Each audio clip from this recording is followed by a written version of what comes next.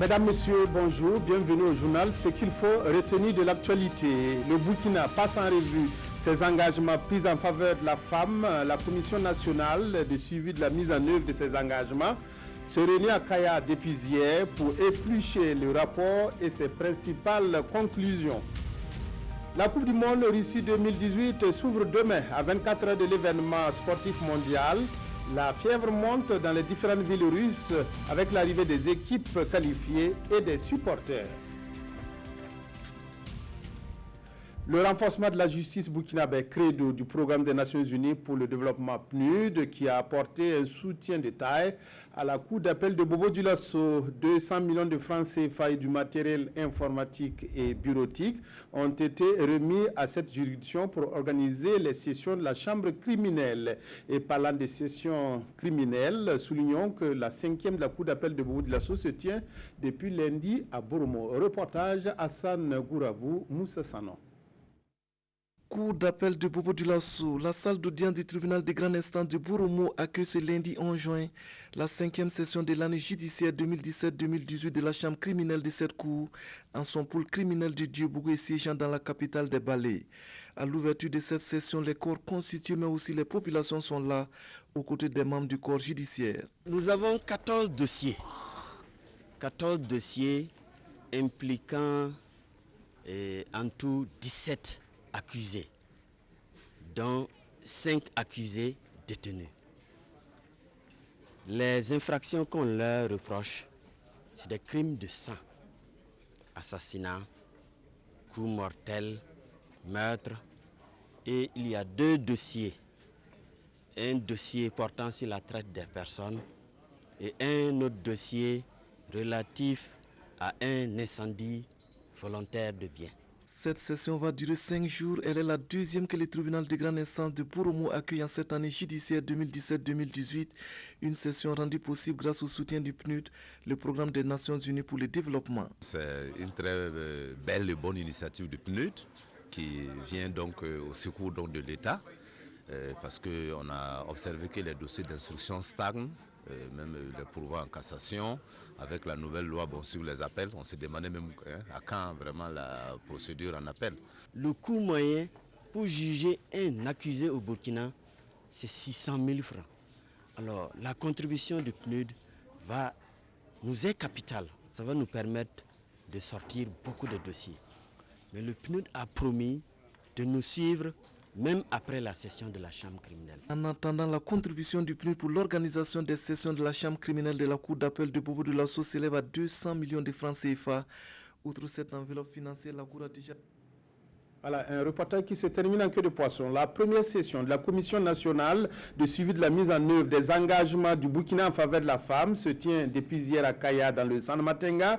Cette concertation se penche sur les conclusions du rapport du pays présenté à Genève. 2 jours durant, les participants vont examiner les recommandations issues de ce rapport afin de proposer un mécanisme efficace de suivi. Reportage Gérard Sommet, Maxime Zongo. Malgré des mesures administratives et juridiques, des efforts permanents de sensibilisation, les violences faites aux femmes et aux filles ont toujours la peau dure au Faso. L'État burkinabé, qui entend redoubler de vigilance, a alors mis en place une commission nationale afin de mieux suivre la mise en œuvre de ces engagements. Le Burkina Faso a présenté un rapport au CEDEF. Le CEDEF, c'est les conventions sur les éliminations de toutes les formes de discrimination à l'égard des femmes. Donc, ce rapport a ressorti 88 recommandations que aujourd'hui le comité va examiner pour voir qu'est-ce que nous pouvons prendre et les mettre en œuvre rapidement afin de pouvoir très prochainement présenter le 8e rapport du Burkina Faso. La rencontre de Kaya permettra non seulement d'examiner dans les détails les différentes recommandations qui en sont issues, mais aussi de proposer un mécanisme efficace de suivi de ces recommandations. Marie-Laurence Ilboudou a saisi l'occasion pour féliciter Maître Franceline Toué, une compatriote élue juge au CEDEF.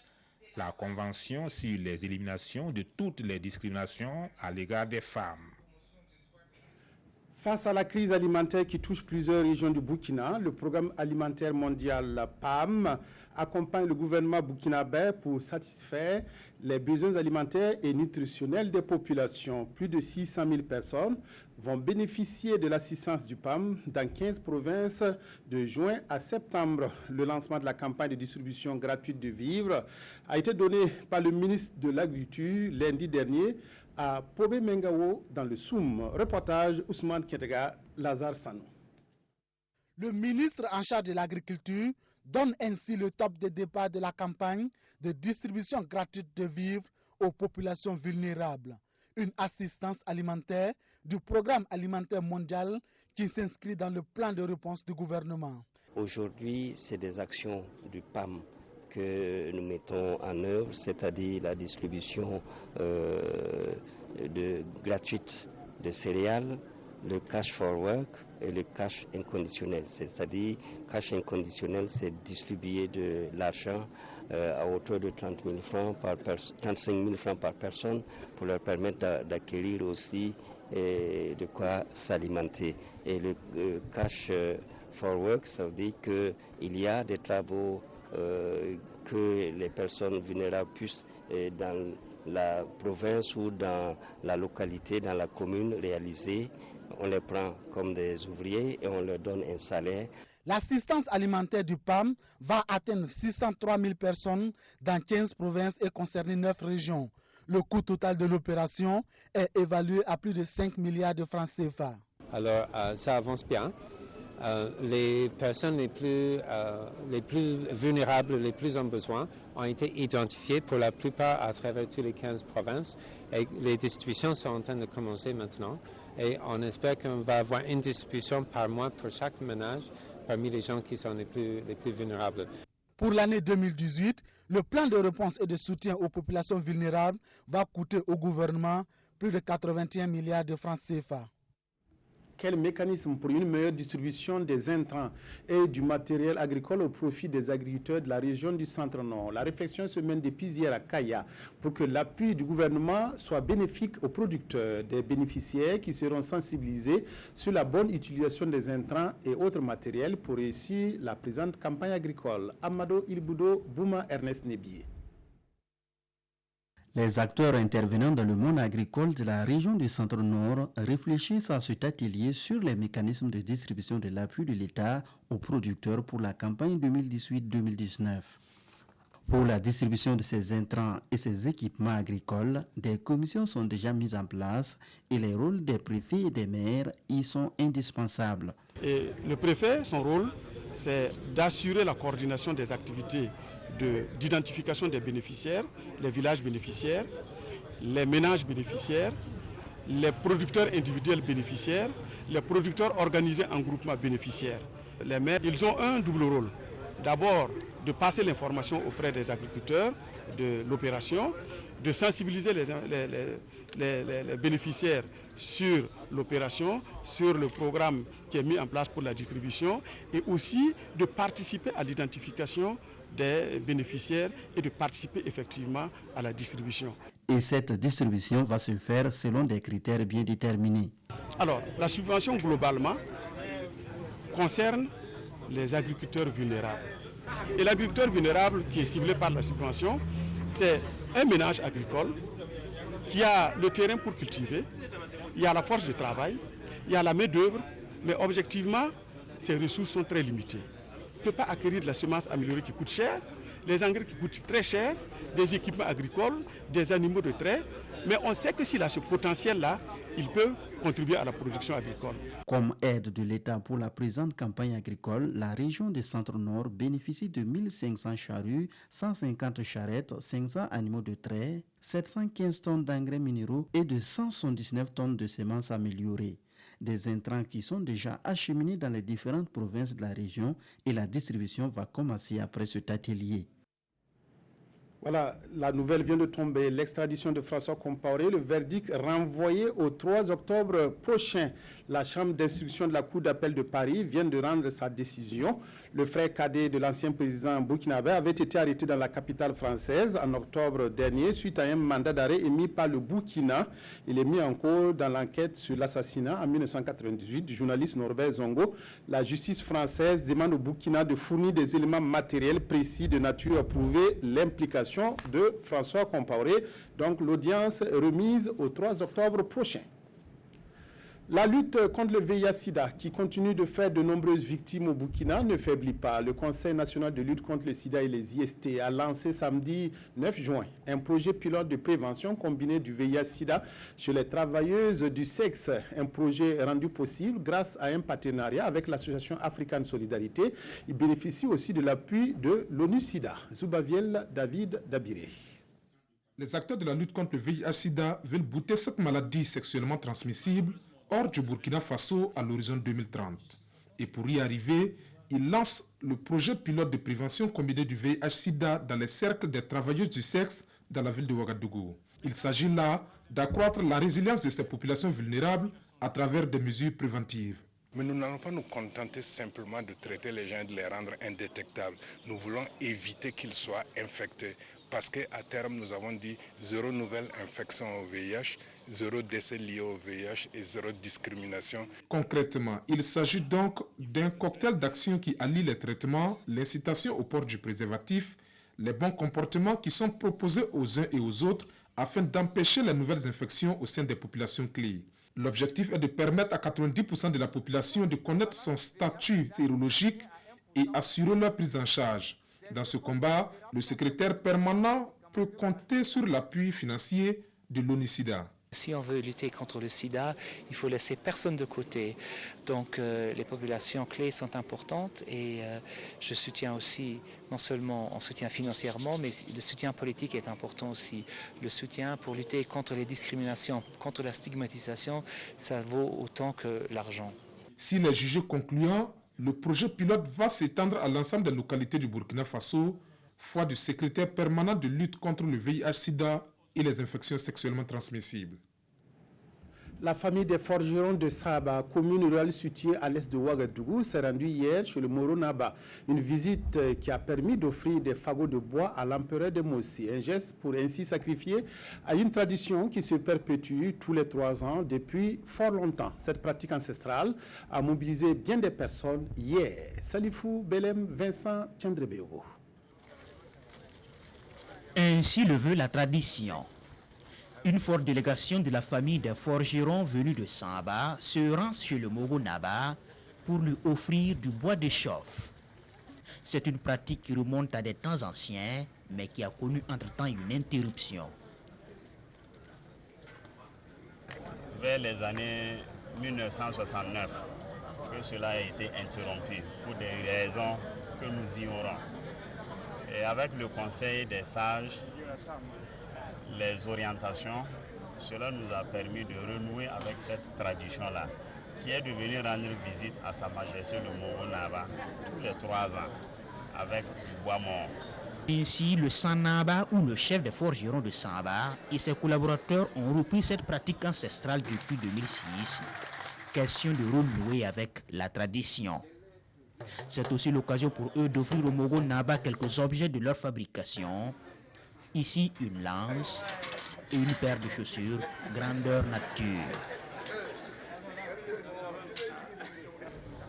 C'est un outil qui peut être dans le musée de Sa Majesté pour que les générations futures apprennent de quoi il s'agit. Le Mogo Naba en retour félicite le Sanaba et sa délégation pour leur mobilisation.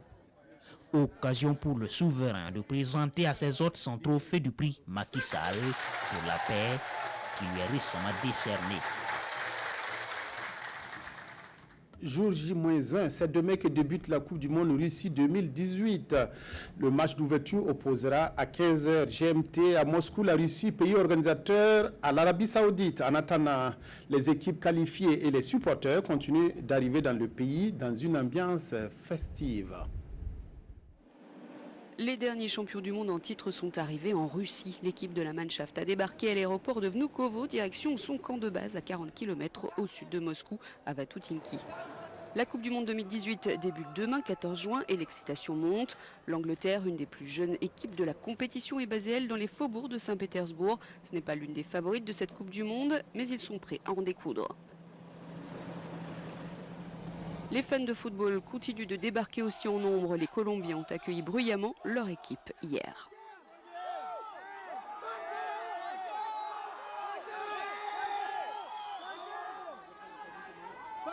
A noter l'arrivée d'un fan particulièrement déterminé à Moscou. Il vient de Riyad et c'est à vélo qu'il a parcouru les 5000 km qui séparent les deux villes. Fahed Ibrahim Aliyeya voulait être présent pour le match d'ouverture de la Russie contre son équipe, l'Arabie Saoudite. La Coupe du Monde 2026 aura lieu aux États-Unis, au Canada et au Mexique. C'est la décision issue du vote de l'Assemblée générale de la FIFA qui a eu lieu ce matin à Moscou.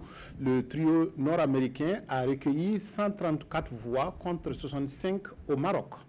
Et puis, à la veille de l'ouverture de la 21e Coupe du Monde, la Fédération espagnole a limogé aujourd'hui son sélectionneur, Julen Lopetegui, qui a eu le culot de signer au Real de Madrid. Et puis nous revenons sur cette information, extradition de François Compaoré, le verdict renvoyé au 3 octobre 2018. La chambre d'instruction de la Cour d'appel de Paris vient de rendre sa décision. Le frère cadet de l'ancien président burkinabé avait été arrêté dans la capitale française en octobre dernier suite à un mandat d'arrêt émis par le Burkina. Il est mis en cause dans l'enquête sur l'assassinat en 1998 du journaliste Norbert Zongo. La justice française demande au Burkina de fournir des éléments matériels précis de nature à prouver l'implication de François Compaoré. La conférence sur la rémunération des agents de la fonction publique, toujours à la une des quotidiens. Les multiples reports du procès du coup d'État manqué de septembre 2015 appellent aussi à des commentaires dans les journaux. Revue de presse, Abdoul Rasmane Zongo. La musique ou la chanson, c'est selon, est connue d'avance. Encore un énième report du procès du putsch manqué de septembre 2015. Chante ou plutôt se lasse aujourd'hui au Faso. Le contraire allait plutôt susciter un étonnement. Justement, pas de surprise, renchérit l'Obs. Le défilé tant attendu des accusés n'a toujours pas commencé. On peut entamer un procès en attendant qu'un avocat soit commis pour les accusés n'étant pas encore auditionnés. Plaide Maître Farama de la partie civile. Faux, rétorque Maître Tiemtarabumbu de la défense.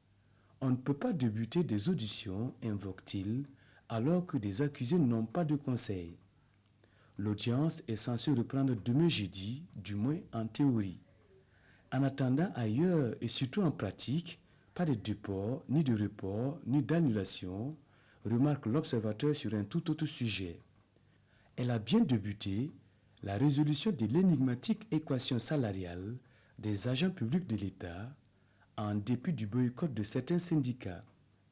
C'est le Premier ministre Paul Kabacheba himself, note le journal, qui a balisé le domaine de définition et les résultats attendus 3 jours plus tard, d'où le titre « 72 heures pour remettre les pendules à l'heure ».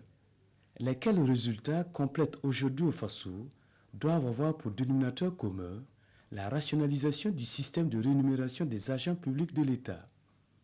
Cette refondation du contrat social en marche, vue par les éditions Le Pays, qui au passage titille, voire fustige, la position jusqu'au boutiste de certains syndicats, vise ni plus ni moins qu'à crever l'abcès pour éviter au Burkina Faso de foncer aveuglement dans le mur. Cela s'appelle, selon notre confrère du journal Le Pays, changer de paradigme pour sauver la poule aux œufs d'or, c'est-à-dire l'État. C'est tout pour cette édition. Merci de votre aimable attention à la RTB. Excellent après-midi à toutes et à tous.